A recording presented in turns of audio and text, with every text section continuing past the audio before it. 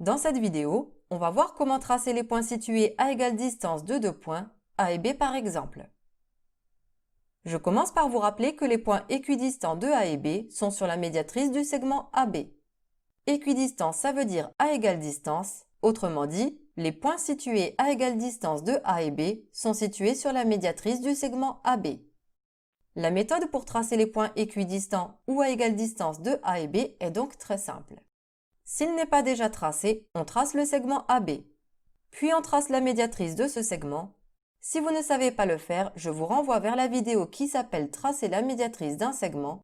Je vous mets le lien en haut à droite et dans la description de la vidéo. On va mettre ça en pratique sur un exercice classique. Alice veut planter un pommier, mais elle est très pointilleuse sur l'organisation de son jardin. Elle veut que son pommier P soit situé à égale distance du magnolia M et du cerisier C, à exactement 6 mètres de la fontaine F et le plus loin possible de la niche N. On a fait un schéma sur lequel 1 mètre est représenté par 1 centimètre. On nous demande de placer précisément le point P. Je commence par traduire les informations données. Il est écrit en premier que P doit être à égale distance de M et de C. Quand je lis à égale distance, ça fait tilt dans ma tête car je sais que c'est une médiatrice. On a dit à égale distance de M et de C. Donc on va tracer la médiatrice du segment MC. Je ne la trace pas encore, je termine de traduire l'énoncé. Je lis ensuite à exactement 6 mètres de la fontaine F. Tous les points situés à une même distance d'un autre point sont sur un cercle. On devra donc tracer un cercle de centre F et de rayon 6 mètres. Plutôt 6 cm vu qu'on nous a dit qu'un mètre vaut 1 cm sur la figure. On aura tracé une droite et un cercle, il y aura normalement 2 points d'intersection.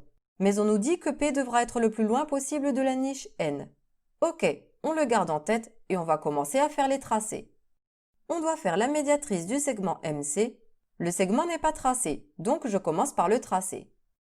Pour faire la médiatrice de MC, je commence par piquer le compas sur M. Je prends un écartement de compas bien grand. Il vaut mieux qu'il soit trop grand que trop petit, mais attention à ce que ça ne dépasse pas de la feuille ou du cahier. Je trace un arc de cercle de chaque côté du segment, un en haut et un en bas. Sans changer l'écartement de compas, je pique sur le point C et je fais un arc de cercle en haut qui coupe le premier et un en bas qui coupe l'autre. Je peux alors tracer avec ma règle la droite qui passe par les 2 points d'intersection obtenus et je mets le codage. Je code l'angle droit et le milieu. Si vous trouvez que j'ai été trop vite pour tracer la médiatrice, je vous rappelle que j'ai déjà fait une vidéo là-dessus. Ensuite, on a dit qu'il faut tracer le cercle de centre F et de rayon 6 cm, je le fais. P doit être à la fois sur la médiatrice et sur le cercle, donc à l'intersection des deux. Je vois 2 points d'intersection. Attention, parfois vous avez fait un trait trop petit pour la médiatrice, et il faut alors le prolonger pour bien avoir les 2 points d'intersection. Car si la droite entre dans le cercle, elle doit forcément ressortir de l'autre côté. J'ai un point d'intersection ici et un deuxième ici. Où va-t-on placer P? On ne fait pas au petit bonheur la chance, on réfléchit.